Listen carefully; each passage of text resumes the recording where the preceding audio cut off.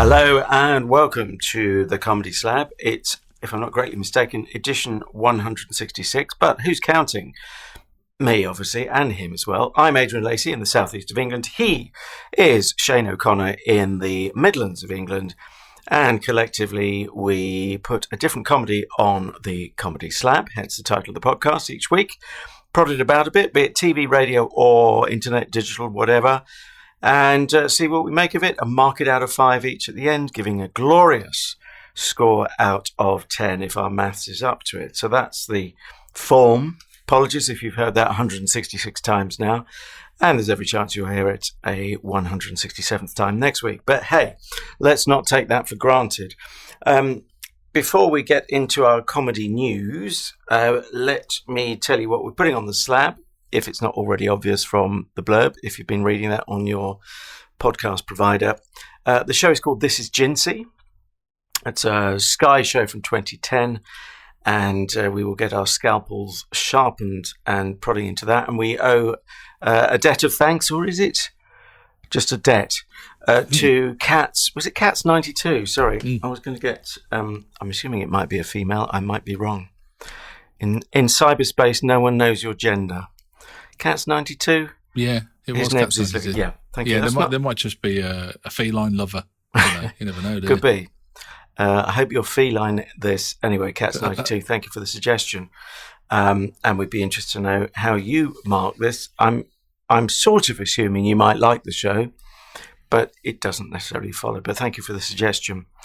Anything to report from the last week, Mr. Shanester, or do you want to get straight into comedy news? Well, only a bit of the other. Oh, sorry, I thought you meant anything to report comedy news wise last week. But yeah, I was just going to say, well, yeah, only that, and it's just occurred to me that this has happened now. I said to you that just before bedtime with my son Frank, we used to sit and we haven't done it for a while. We used to sit and watch Last of the Summer Wine, which has been rerun on Yesterday channel, I think, or something like that. And he really I really sort of hated it when we started doing it, and then he really got into it, and then I got into it through him. And he's not even 4 yet, but he knows who all the characters are, and he'll say, "Oh, that's Nora Batty, and that's and that's Howard," and all that sort of stuff. Does he know about Nora's stockings?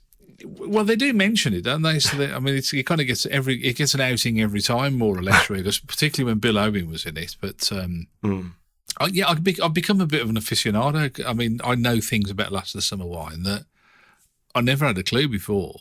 And so when I saw the news that Robert Fife had died at the age of 90, I thought, well, that's Howard from Last of the Summer Wine, who was always chasing after Marina.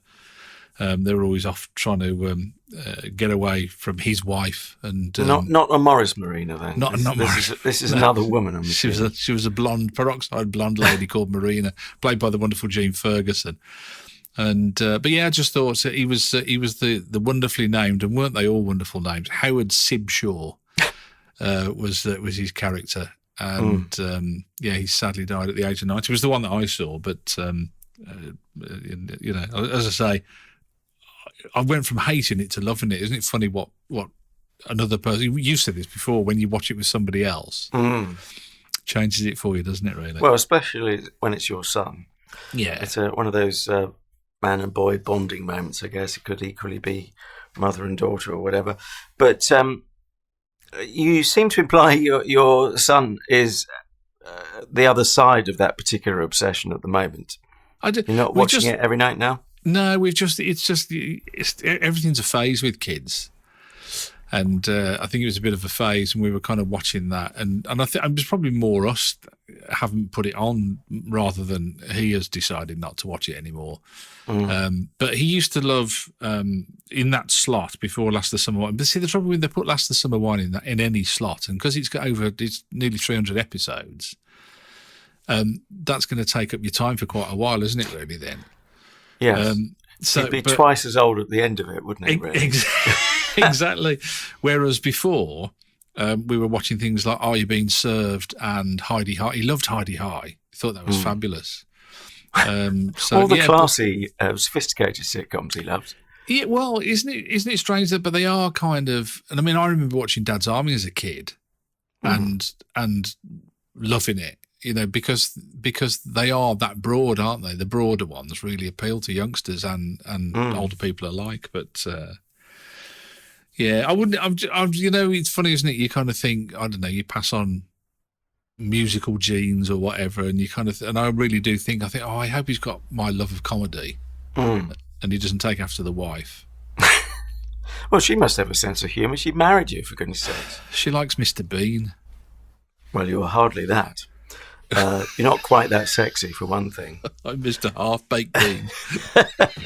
Mr. Harrico.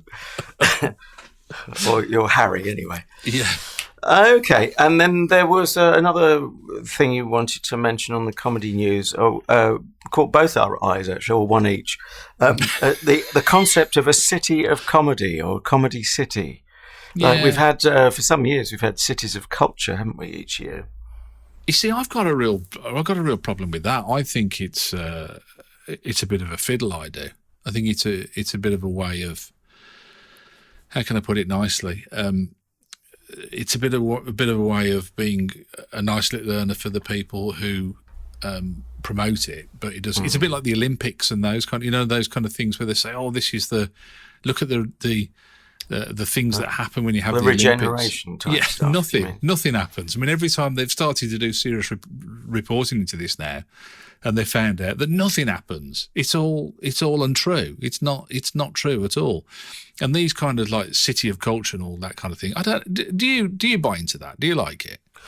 Well, let's think just on the point of whether anything happens. And for some reason, I had Delamitri on the brain there, but then I'm going to see them soon, which I'm really looking forward to. Nothing ever happens. Their first hit. Yeah. But anyway, I was thinking, if you're a West Ham supporter, perish the thought. Yeah. Speaking as obviously a fair weather Watford fan, fair weather if I happen to hear on the news they've won. That's about the extent of my loyalty to the Yellow Army. But if you're a West Ham supporter, you might think, well, we got a stadium out of the 2012 London Olympics, or London 2012. So that's something, isn't it? Well, no, not really. I mean, it was given away, wasn't it? I mean, that wasn't the plan. That wasn't what they were supposed to do with it, and West Ham kind of went, "Oh, all right, then we'll have it." But there were a lot of diehard fans who thought it was disgraceful that they've gone to this big mausoleum of a stadium now. They were quite happy with what they got already. Do you know what I mean? So it's certainly not local to West Ham, is it? Anymore?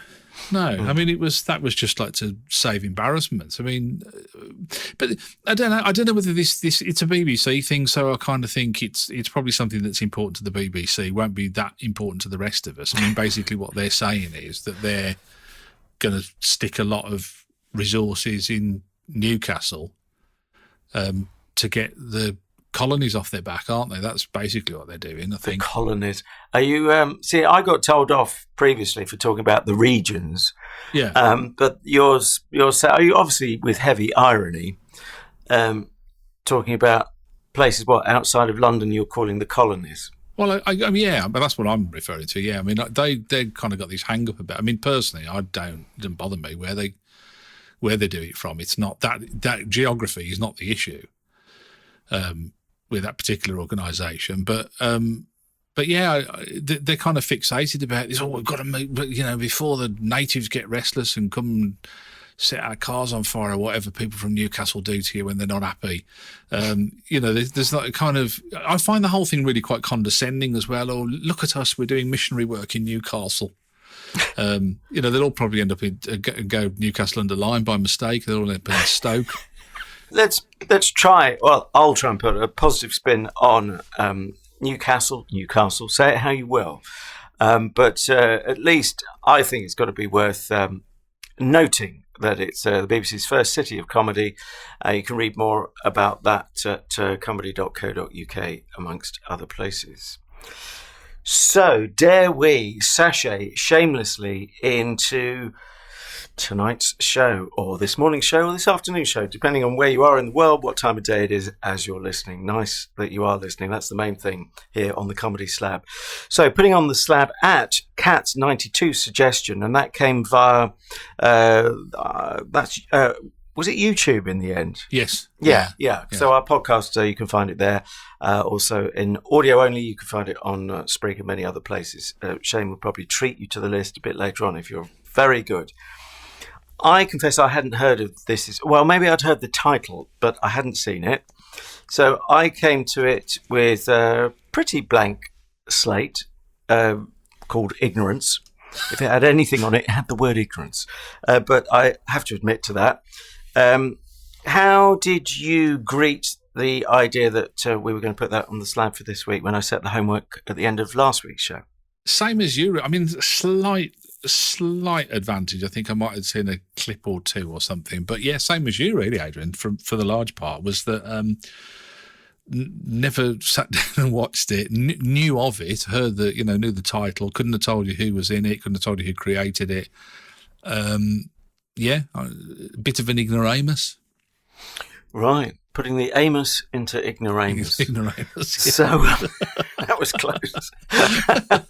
Anyway, let us sashay shamelessly, and I'm amazed I can still say that after a gin and tonic, into putting this comedy on the slab. One would have to say, right at the beginning of anything one has to say about it, boy, is it surreal. It is far out. It is so far out there that I think even the people on the planet out there think it's out there. It's beyond them, and it's almost beyond me.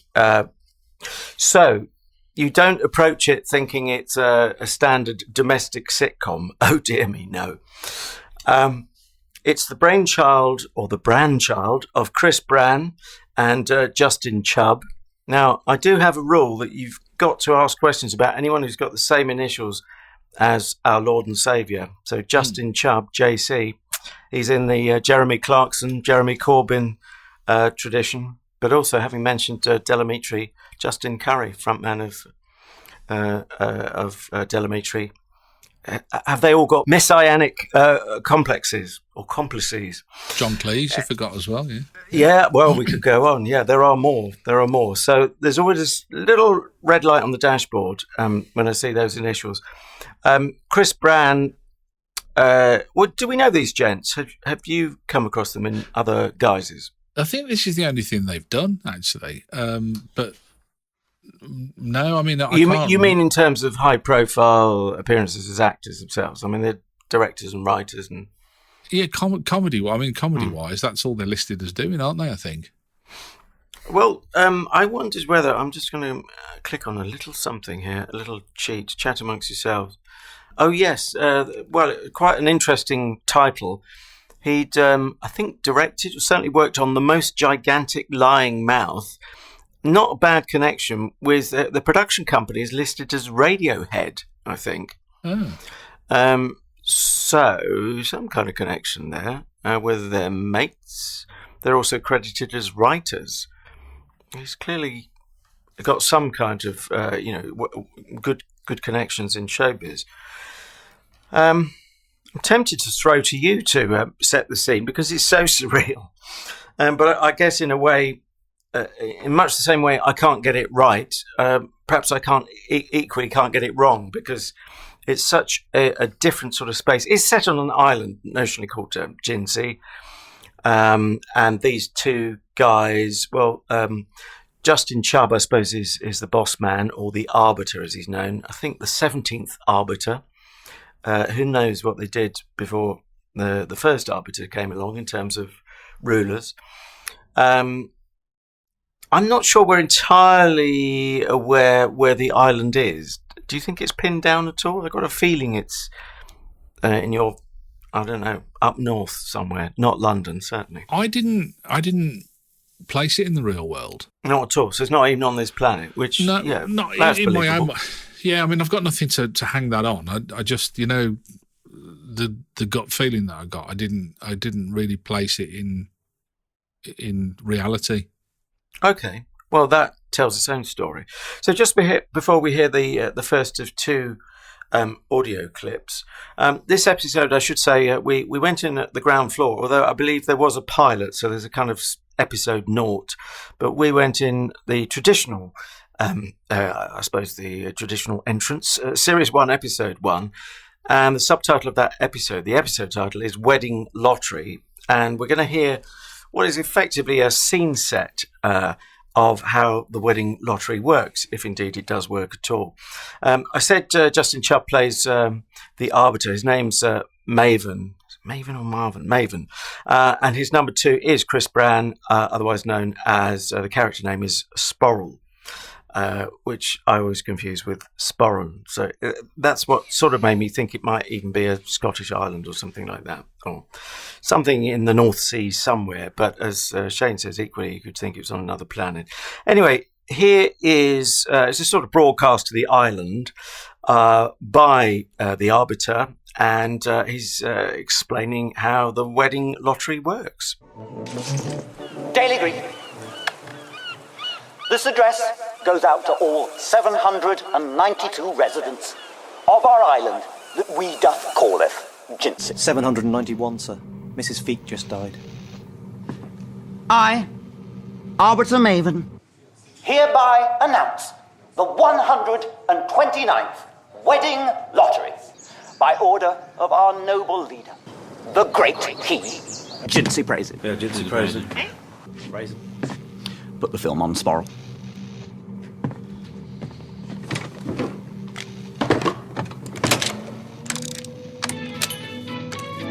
It's wedding lottery time again on Jinsy. Place your belongings in the gender crates provided. Say goodbye to your current partner. Goodbye. On wedding lottery day, Mr. Slightlyman, master of balls, will use the latest faceball technology to randomly select your new breed pair. Then it's off to your new chalet for the next 3 happy cycles. Oh, brilliant. Where do I sign? What did they say? The Great what? I found a lot of it difficult to understand. They were saying the Great something. About breed, I think, and somehow that got a bit lost. Oh. Did they say the Great something and then they go, Jinsy praise him?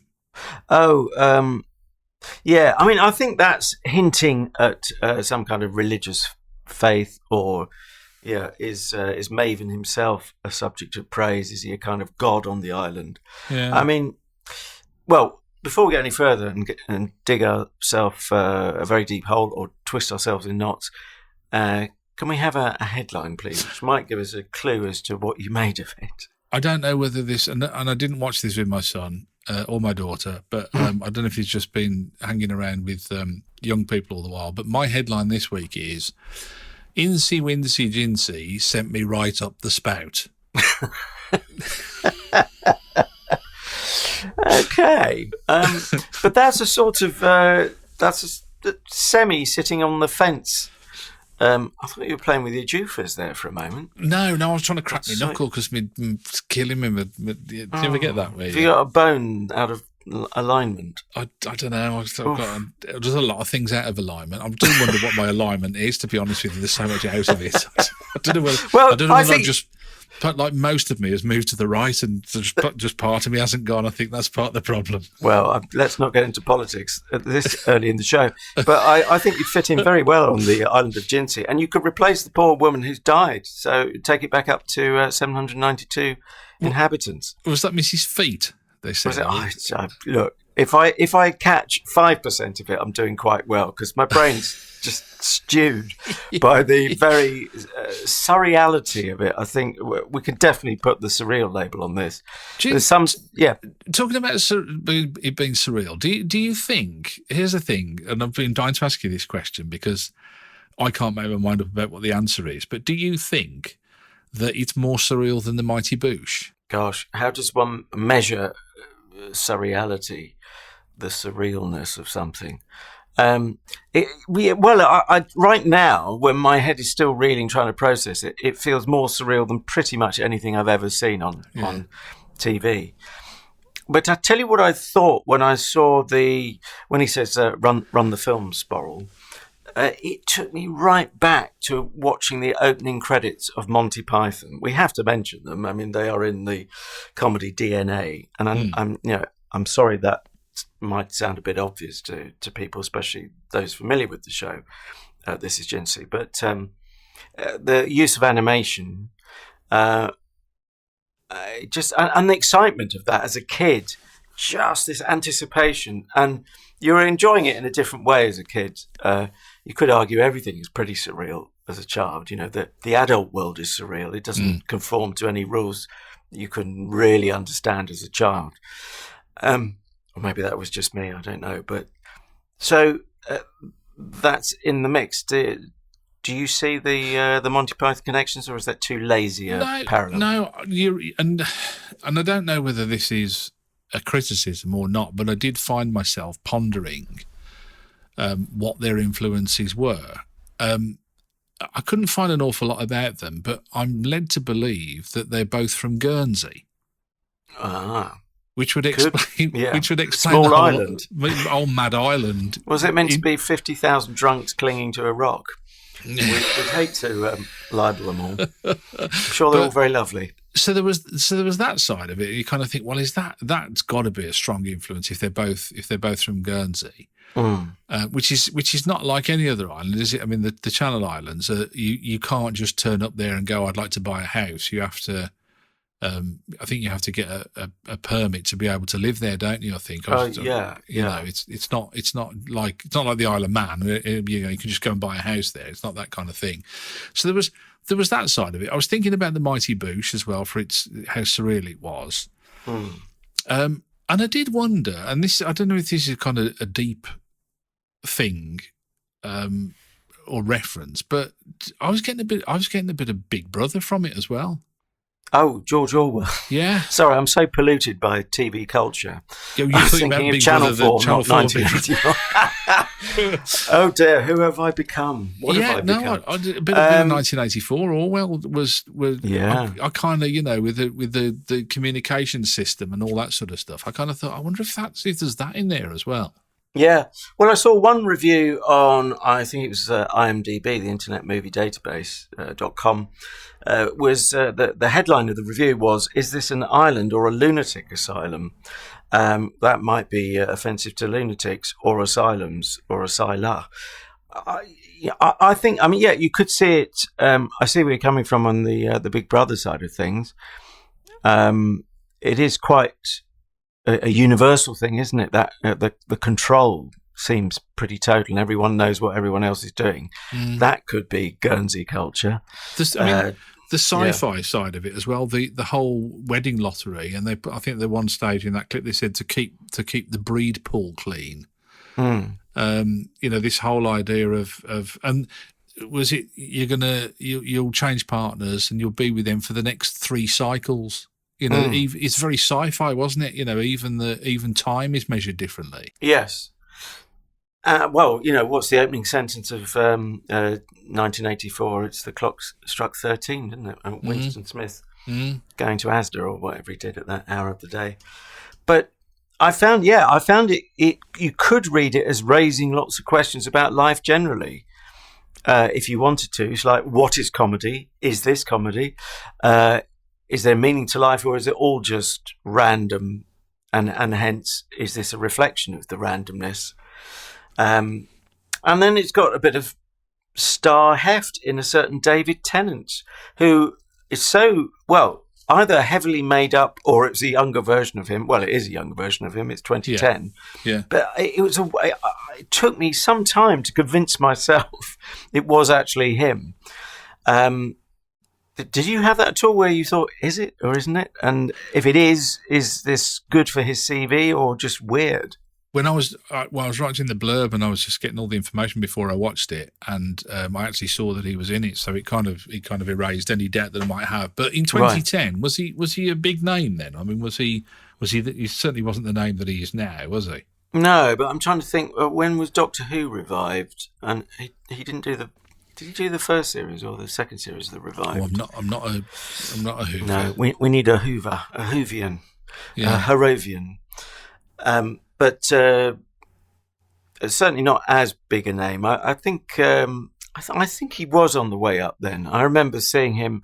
Well, he was already doing all right in the trade because he was leading in an ITV drama, but that was odd. And then he got Hamlet, which is, well, that's a test for any actor. That live theatre, 3.5 hours or whatever it is, as the lead. I mean it had Jennifer Saunders in it as well, didn't it? She was only in voice. Jennifer Saunders was the voice of Miss Reason. Yes. Is that a statement of fact as well? The voice of reason. Yes. Or is that another branch of the surreal? I don't know. Did you find you were looking for some kind of moorings so that you could something to cling on to? I mean, I'm still trying to interpret your headline, which is pretty surreal, about Incy, Wincy, Jinsy, Mincy. I think I must admit I should have videoed my face, because I suggest that I was like kind of with my mouth open most of the time watching it. A bit like you, and it kind of takes you by surprise, doesn't it? The whole thing. I mean, like you say, I can do surreal with the best of them, but this was like at the other end and coming back round behind you, wasn't it, really? Although that was almost like the scenery, wasn't it? And I thought it was quite interesting that the base of the gags was still very traditional. And there was, we were talking about Blackadder, and how they did that scene where he was talking about, where George was talking about his friends that he'd signed on with in the First World War, and it was all those funny names.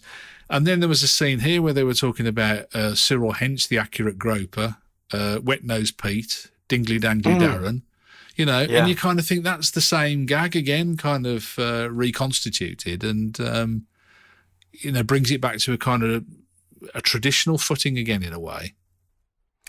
Yes, and there were one or two comedy songs rhyming licky, licky, licky, licky, licky with sicky, sicky, sicky, sicky, sicky, which I found myself singing while I was making a cup of tea before recording this. But that's Bush again, isn't it, with the songs? You kind of think, is that the Bush? And you forgot to mention Harry Hill was in it as well. Yes, dragged up, was he not? A little bit. Which is strange. Trying to place him as well, because it wasn't a traditional Harry Hill appearance, but he's always loved the absurd. And with those, let's say the traditional gags, somebody said, what was that one where he said, "What's your golf handicap?" He said, "Well, I haven't got any arms for a start." We should say that was a seagull. Was it two seagulls? I love the two seagulls chatting. Yeah, they do. It was so well done, wasn't it? They put their faces onto two seagulls. That was good, yeah.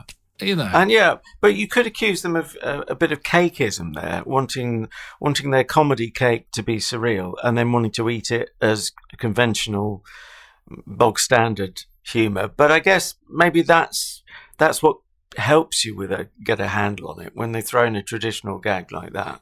Yeah, maybe that's your anchor in a way. But then the other problem is that if you just do more and more surreal writing, then is it still funny? Is the problem then, isn't it? Well, that's a question. Well, let's come to it after our second clip. When we'll actually discuss how much we did or didn't laugh. So we're back to the wedding lottery, but this time it turns out there's a bit of corruption possible, whereas it seems to be a random process. I mean, if you think the lottery isn't exactly straight down the line, then you'll understand this is fuel on the fire of conspiracy theories. What's your name? Sporall. Who do you want to marry? Hey, come on, I haven't got all day. What are you talking about? You give me money, and I put you with who you want. Who do you want? Oh, right.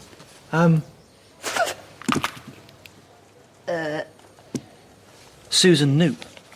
20 yellows. Thank you.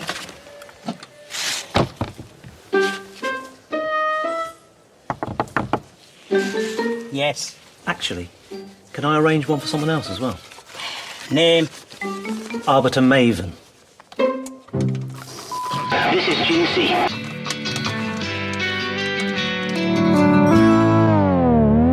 Hello, Firmament report for the 24th of Lowell. Warnings of severe droop in Newell parish.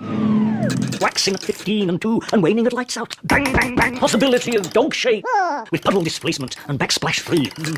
Not good for Mrs. Chinnaman's hatch day dance. Shame! A heavy front settling in for the night despite bad wind shapes.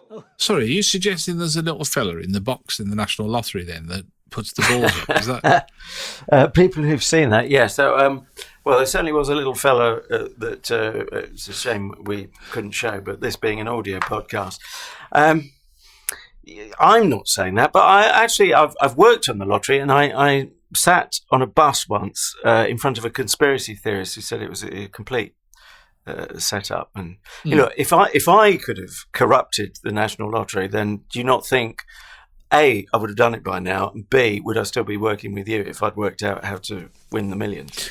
I don't think you've got the balls, to be honest with you. But, Hey! I Thereby proving traditional humour is not dead.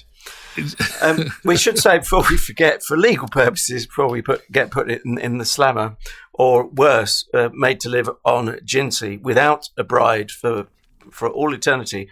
The production credit, a surreal name for that even, of course, Welded Tandem Picture Company. I'm not that familiar with them. Did you check them on the Guernsey register of interests? Yeah. I mean, well, no, they're a British. Is that still the same? I don't know, because they're a funny entity, aren't they, Guernsey? I'll just get bogged down with that. Yes, Justin Chubb, James Dean. I don't think it's that James Dean. Christopher Joliffe Bran, or Chris Bran, and Christopher Kerr are the company officers who were involved with Welded Tandem. So yeah, no surprise there. It's Justin Chubb and Chris Bran's company. So, did you laugh your socks off, or did you give it a mild titter, or were you stony faced once your jaw had risen back to where it belonged? I was in this state of comedic shock for a long time. I still am. It's like being in an accident, isn't it? You think, yeah, what happened there? What was that? What? Is that my blood? Yeah, I mean that's the. Do you know? The bigger question for me, and because as I think I mentioned last week, I've got the rest of the series. Is whether I'm going to go back and watch the rest of it, and I'm really tempted to do that at the moment. So I think it's done that, if nothing else. But isn't that the problem with the surreal? But I know I've got this reputation, which I've given myself, really. I've only got myself to blame, but being what I call a Unitarian, just watching one episode of numerous series, and then, okay, I get it now, and even if I don't really get it, and that's it. Yeah. With the surreal, you're not looking... Are you really looking for... I'm fascinated to know what happens to Maven the Arbiter's new marriage, if there is one, or... doesn't it sort of shoot itself in the foot from the outset, that it's so far out there that you can't quite get a handle on... Well, I don't see them as, quote, normal characters, so I can't take the sort of normal interest. They're not people next door, or I might bump into them in the pub. Isn't that a problem? Yeah, I guess it is. I mean, it didn't do very well, did it, in terms of, I think the second series, by the time they came around for a second series, it was only getting between 40 and 60,000 viewers. And so they didn't commission anymore. And it's a really, like, when you look at reviews of it, and, you know, I'm just talking about punter reviews, people like us are just watching it and doing a review. It was really polarising for people. They were either uber fans and thought it was just the most amazing thing they'd ever seen, or it was just completely dreadful. That doesn't surprise me one jot. I mean, because if you can't wrap your head around the surreal, I think you can't get into it at all. I wonder if it's characters that it suffers from. It's not something, because there are parallels to be drawn with this and the League of Gentlemen, and in fact the script editor on this was Jeremy Dyson again. Oh, that's interesting. Yeah, so, you know, from the League of Gentlemen. So, but I mean, they're very quotable characters for the League of Gentlemen, I think. Whereas I think it's the sci-fi thing again. It's like, you've really got to buy into that and buy into they're not normal people, are they? You can't buy into them as you would normal people. And yet they're obviously identifiable enough. I mean, they've got, just to take it down to basics, they've got identifiable names that they stick with. Not having seen any other episodes, I don't know if even that goes off the scale. But yeah. It's an odd one. I mean, you can't. Well, it would be very hard to get anyone to commission something so surreal that it's impossible even to see them as people. I could get them as identifiable, larger than life characters, but it's just whether I care about them, because they both are and aren't like us. It's that odd. I end up contradicting myself because it is so weird. Maybe, yeah. No, I think you're right though, because I went through those emotions with it as well. But maybe it's the combination of odd people in an unfamiliar setting as well. So, like I say, I came away thinking from it, I didn't even think that for 1 minute that the island was of this earth.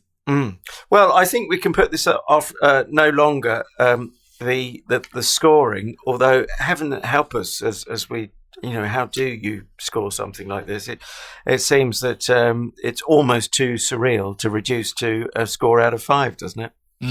I there's a lot of haters of this out there. I looked on Internet Movie Database and somebody gave it 2 out of 10.